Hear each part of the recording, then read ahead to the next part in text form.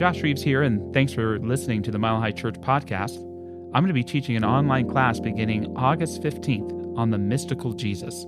It's a great way to explore the mystical teachings of Jesus and the cosmic Christ as it shows up in our lives today. From the Gospel of Matthew. The kingdom of heaven is like a treasure that had been hidden in a field, which a man found and hid. And from his joy he goes and sells the things he owns and purchases that field.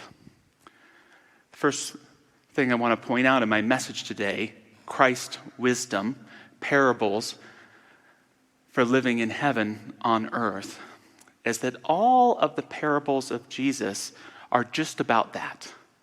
How to live on this thing called earth in society, but to live from a place of heaven.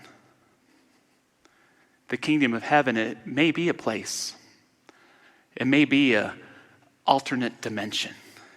But for Jesus, first and foremost, it's a way of being.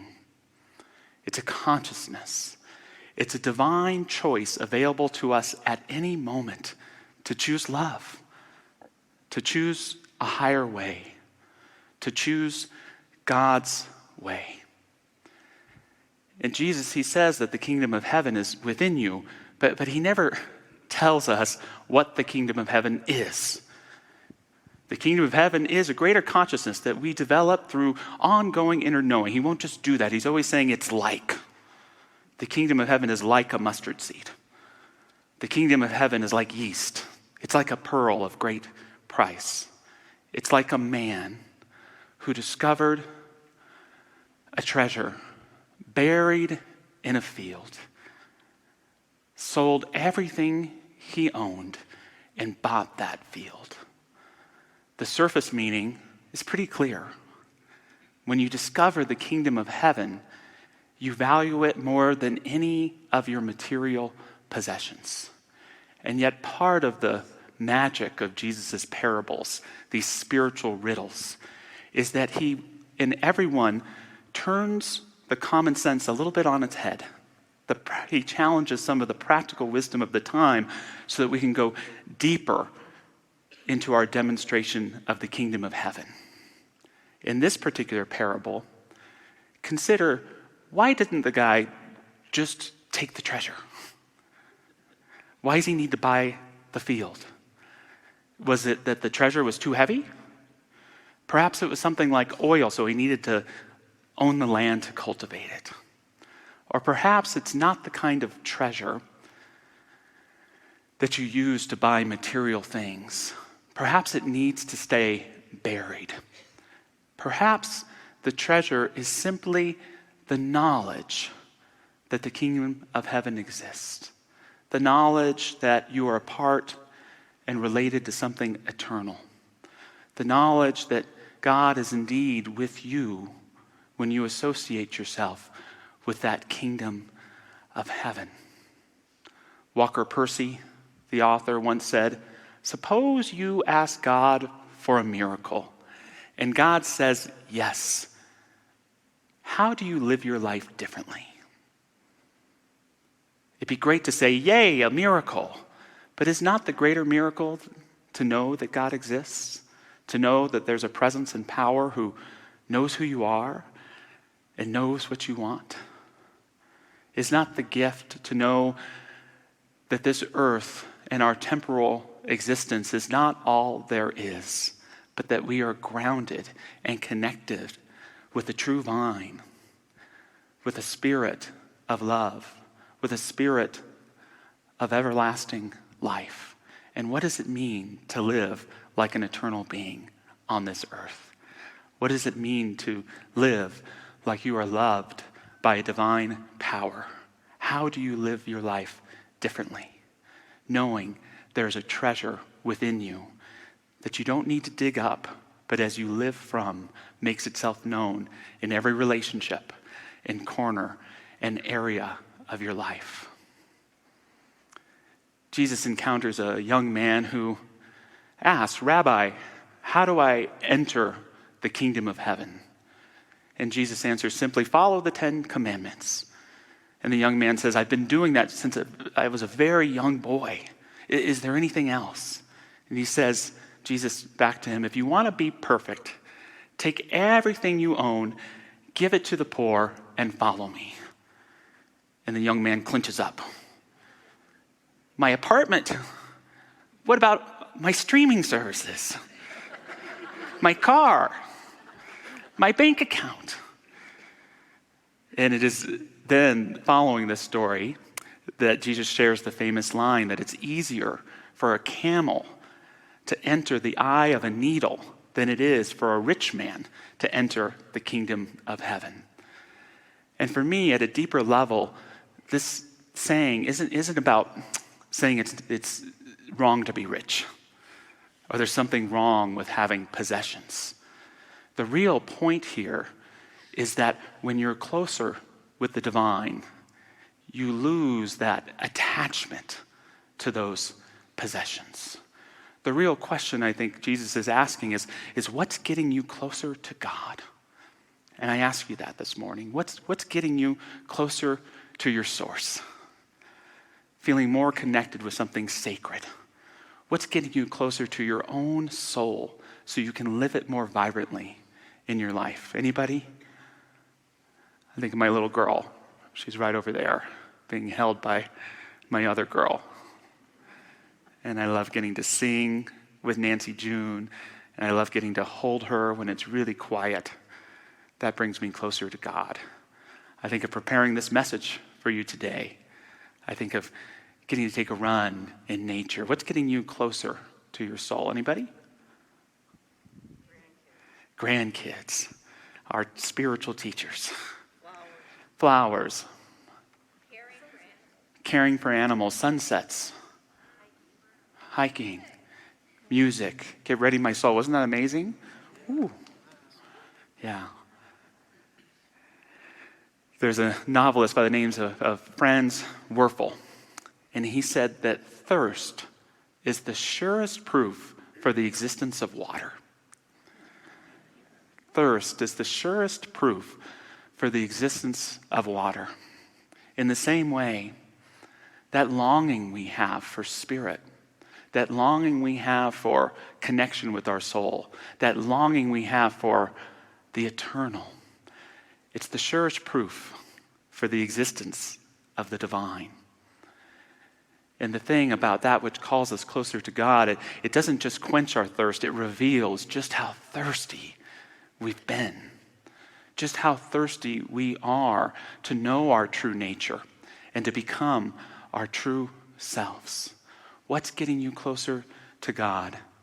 And it's then that we can look at these possessions of ours and we can ask the question, what's keeping me from God? What's separating me from source? What is this thing that I've told myself is so important to who I am in society, to who I want you to believe that I am, that's keeping me? What's the habit or the addiction? What's the argument I keep having with so-and-so over and over in my head that never gets solved? What is that judgment that I carry around my neck about myself that's keeping me from God? That's what Jesus is inviting us to let go of and to follow and to welcome ourselves in to that divine kingdom. As religious scientists, our denomination, we're interested in the afterlife. We love to speculate about it. We love to talk about it. We love to explore it. But we're not as interested in finding heaven in the afterlife as we are about experiencing it in this life. This is the great depth of Jesus' parables, that the kingdom of heaven is not something to wait for tomorrow. It's something present in your right here and your right now. Something else I love about being a religious scientist is I'm not limited to just the Gospels. We love the Holy Bible here and hold it as sacred, but we love all the sources of wisdom about Jesus, including the Gnostic Gospel of Thomas, and one of my favorites, Leo Tolstoy, arguably the greatest novelist of all time, late in his career, wrote his own translation of the Gospels called The Gospel in Brief. So the greatest novelist talking about perhaps the greatest story ever told. And I'm actually teaching a class online called The Mystical Jesus, to give a plug, that will be using that text. You can sign up online or at the event center. But here's a quote. "And the Orthodox came to Jesus and began to ask how and when the kingdom of God would come. He answered them, 'The kingdom of God that I preach is not the one that previous prophets preached. They said that God would come with various types of visible appearances, and I am talking about such a kingdom of God, the coming of which will be impossible to see with the eyes. And if they tell you, look, it came or is coming, or look, here it is, do not believe them. The kingdom of God is not in a time or in any place. It is like lightning. It is here, there, and everywhere. And it has no time and no place, because the kingdom of God that I preach is within you.'" Jesus' larger parables, the ones that have narrative, tend to have a common theme in terms of their character structure. There's almost always a Lord or a master that symbolizes God or the way of the Spirit, the way of the kingdom of heaven. And then there's almost always an anti-hero, someone who, if not seen as a villain, would be seen as a sub-character in a narrative.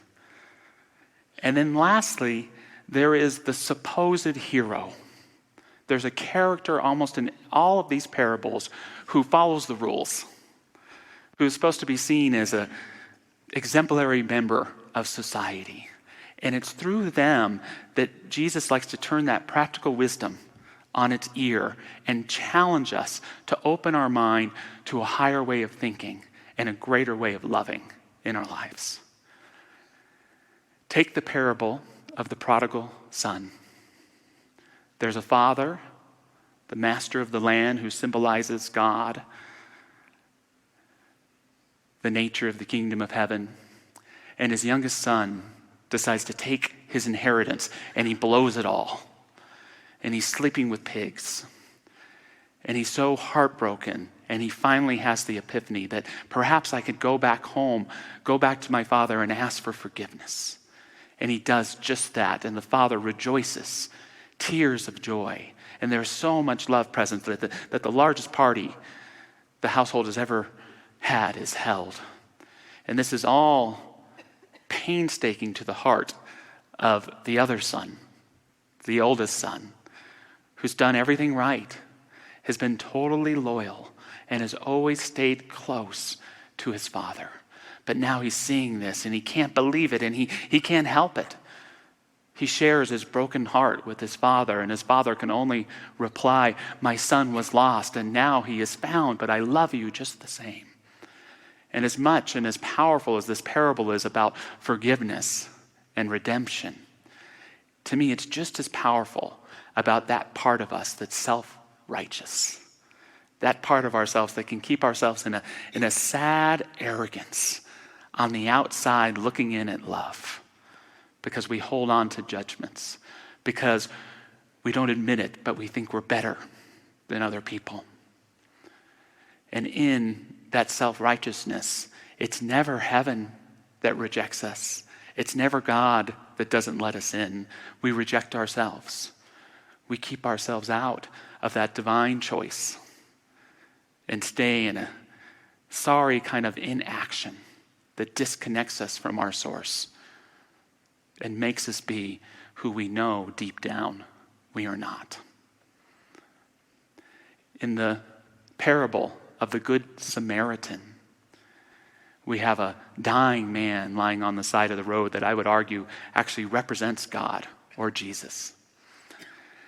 And there's a priest and a Levite, two very highly respected people in the Jewish faith, and they don't help the man. We never find out why, but during this part in the Gospels, there's a lot of Orthodox folks yelling at Jesus for helping people on the Sabbath, for doing work. And then there's a Samaritan. And the Samaritan was seen by the majority of Jewish people in the first century as a lower caste. These were Jews who didn't follow the regular operating rules of order. And it's this Samaritan that helps the dying man. He doesn't just help him. He takes him to an inn and feeds him and bandages him and helps to make him whole. So this anti-hero comes and shows what it means to be good. And it's important to understand that for a Jewish person in the first century, hearing this is mind-boggling. It could even be infuriating.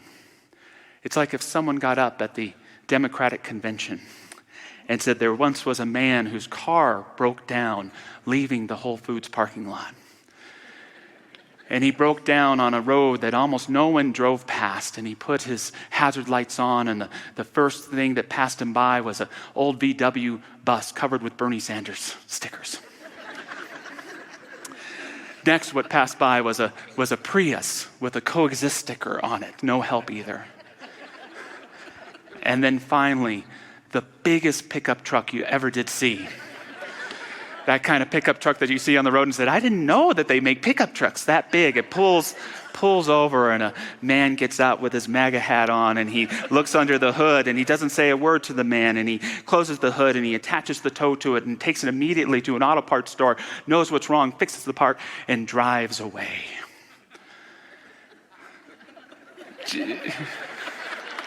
So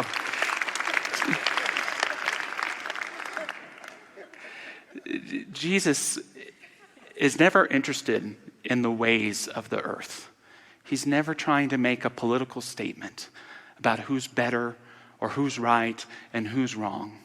Because for him, the point of the kingdom of heaven is that there's only one humanity. Viktor Frankl said, for monotheism, as important as it is to believe in one God, we also have monothropism, which must follow as the belief in one humanity, that we are one people. And the great divine law is to love one another. Doesn't mean you can't disagree. Doesn't mean you can't argue. Doesn't mean you shouldn't separate yourselves from people that are living differently in a way that you don't agree with. However, there's this primordial being in each of us that thrives and comes to life when we love one another. And there is no one not worthy of the love of God. This was the core of Jesus' message. It is a message that was never given before. There is no one unworthy of God's love. And yet, who do we hold generally as most unworthy? Not even the people out there, but ourselves.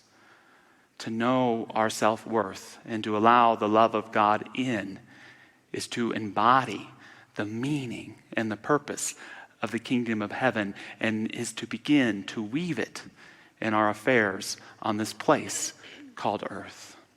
This message about our worthiness is at the heart of the parable of the laborers in the vineyard, where the master of the vineyard, representing the kingdom of heaven, invites our heroes early in the morning to come work in the vineyard for a denarius. And they're heroes because they're doing the right thing. They're hard workers. The early bird gets the worm. They should be the most rewarded. And yet there's more workers that come in all day, all the way up until sundown. And then when it's time to get paid, they all line up. And those that started working first line up last. And they see everybody get paid, and they get paid the same amount. And they're outraged. Wouldn't you be? I am. I would be. And so the anti-heroes have made just as much, and these men, they complain to the vineyard owner who says, am I not paying you what I told you I was going to pay to you? Can't I pay and do what I want with my own money? And again, he's challenging the way of the earth, but revealing to us the way of heaven, which is that it doesn't matter when you show up to the kingdom of heaven.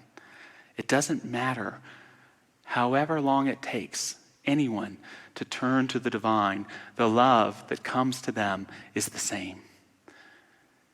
If anything, the reward of showing up early is getting to know it sooner, to be one with that divinity and that love of who you are. Can you let yourself into that knowledge of a divine power that loves you? Can you recognize that that power lives in you and it calls you to express its love for others? And are you willing to realize that even these invisible aspects of life are more real than anything else? And we find not only our soul in them, but our sense of eternality, our calling to be who we really are. What does it mean to know that God exists, not just theoretically, but in every area of your life? What's getting you closer to God, closer to your spirit? What's giving you back to yourself? And what is that thing that's keeping you apart, that's challenging you, that's causing you to question yourself and your purpose? Can you even use that to remind yourself of divine truths, to recognize that indeed you do have a relationship with heaven as you do on earth, and that your true spiritual calling is to bring them together, to recognize one that perhaps doesn't exist without the other, but they are made whole in who you are.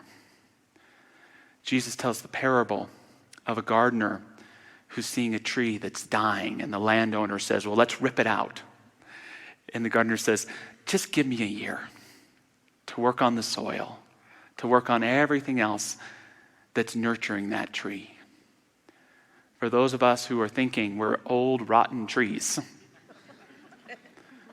for those of us who feel that we have branches in our lives that are no longer bearing fruit, it's time to get back to what feeds our soul and our heart, to nurture that soil around us so that the divine can come forward and help us grow in alignment with who we are and who we want to be again. To close, lastly, from another quote from Tolstoy's The Gospel in Brief. My teaching is the tree of life. The Father is he who cultivates the tree. He cleans and grooms those branches that bear fruit so that even more will grow on them. Hold to my teaching of life, and life will grow within you. And just as the branch does not live of itself, but takes life from the tree, likewise you will take life from my teaching. My teaching is the tree, you are the branches. Whoever live by my teaching of life will bear much fruit. So just moving into prayer this morning, invite any of our practitioner prayer partners to join me in consciousness by standing or just being present with all of us. I'm so grateful for the spiritual sanctuary that we co-create together. I'm so grateful for each of us who allows ourselves in to the healing that sanctuary can create, to the divine recollection, to that stillness that speaks to us of higher truths, to that grand thirst that proves to us the existence of water, that spiritual thirst which can only connect us with that which we seek. For I know and affirm it is seeking us as well. That divine partnership of inner knowing, of committing to be a spiritual being within humanity. Knowing and affirming divine healing, divine grace, divine abundance, divine well-being. I know that all of these qualities are but the birthright of our souls as children of the Most High. Allowing this Spirit to speak through us this morning, allowing it to carry on in our conversation through this day and the days to come, may provide us just what we need, even if we can't quite articulate what that is. It's that feeling of wholeness, of being one, of creating meaning through our thoughts, deeds, and actions. May we embrace them here and now, and so it is. Thanks for listening to the Mile High Church podcast. This podcast is made possible by the generous contributions from listeners like you. To make a donation, please visit milehighchurch.org.